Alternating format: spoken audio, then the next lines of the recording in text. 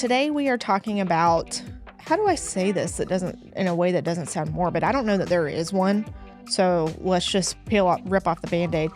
If you are a real estate investor, what can you have organized in the event if you pass away or you become incapacitated and someone you love is going to have to step in and handle everything? I think about it, like if anybody listening to this has listened to like true crime podcasts, some of the more popular ones talk about their if I go missing file. So like here's my routine. Here's how you get into my phone. How will you find me if I were to go missing?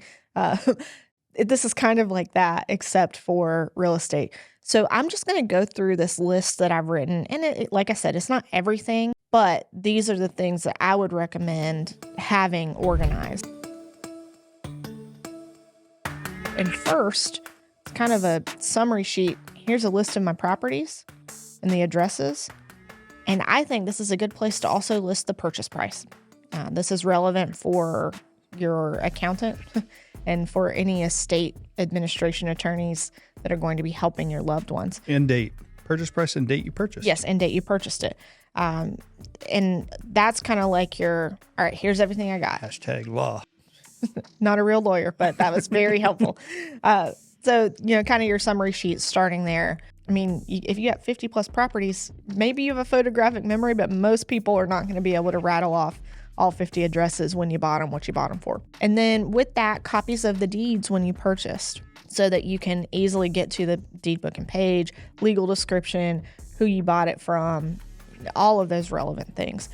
That can be digital. Yes, you can go get it at the Register of Deeds, but do you really want to have to do that every time? Just pull it down, save it in a file somewhere so that you can get to the copy of the deed for that property.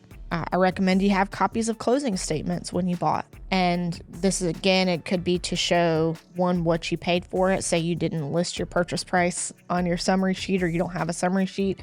At least there's a way for people to figure out what you paid for it when you did and any costs you had associated with the property. Yeah, I think that's the one that I'm thinking of is like what are the monthly transactions that come for that property? Like the mortgage, who's it with? Where's that account? Mm-hmm. If you have a property management company, who is that? What's the percentage you're paying them? How do you get paid from that? Mm-hmm. Like all of the little details, like landscaping crew, here's their phone number, here's how much we pay, because you also need to know how much you pay them, because if you call them and, this person was giving, the deceased party a deal, and then you call them like, oh yeah, it's $400 a month. It's like, you've been paying $100 a month and now you're all of a sudden not making money on this property. Then it doesn't, there's a lot of little things. So the more detailed you can get, the better.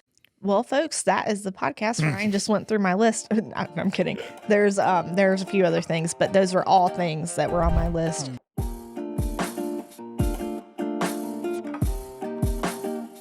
In addition to that, copies of the leases. So who are your tenants? How much do they pay? When do their terms renew?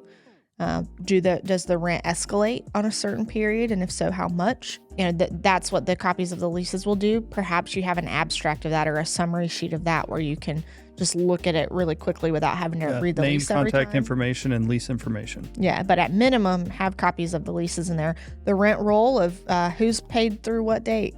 Is anybody delinquent? And then all of the things that you said, is there a management company? What do they get paid? What are the service providers that the landlord's responsible for paying and how much do you pay them? But going back a little bit, even to more basics, the organizational documents of the entity. If you don't own these properties in your individual name, which a lot of investors do not, in that case, you're going to want to have copies of your articles of organization, your operating agreement, and any amendments to the operating agreement, and copies of any resolutions you've signed for the LLC. Your operating agreement is really it's the document that says how the company works, who is a member, how much did they pay to get in, how do they get out, what happens if one of the members passes away. So have copies of that in wherever, digitally or paper, whatever you're doing, have a copy of those organizational docs. And then you alluded to this, loan documents. If you got a loan when you purchased the investment property, if not paid off, your people are going to need to know how much do you pay, to whom, what's the interest rate, how do I send in the payments, So a loan statement or something from the loan so that your people can figure out the lay of the land. Banking info, same thing. So what accounts are these paid out of? How do I get to them? What bank are they at? What are the account numbers? What's the balance? Insurance, copies of insurance policies for all the properties, any umbrella policy you have. Do you think I'm missing something? Not off the top of my head, but I do think, as we're going through this stuff, this would be a great thing that we can provide for real estate agents and investors, which I would like to get to work on. So we can give it out for agents to be able to hand out and say, if you're a real estate investor, you should have these pieces of information in place. We can do it digital and it can be printed out. So I love that. Very true. But I do appreciate your time and joining me today. And you brought some extra things that you did mention some things that I didn't have on my list. So you brought the heat today. Fire. Well, that is it for this episode. And we will catch you guys in the next episode of the North Carolina Real Estate Show.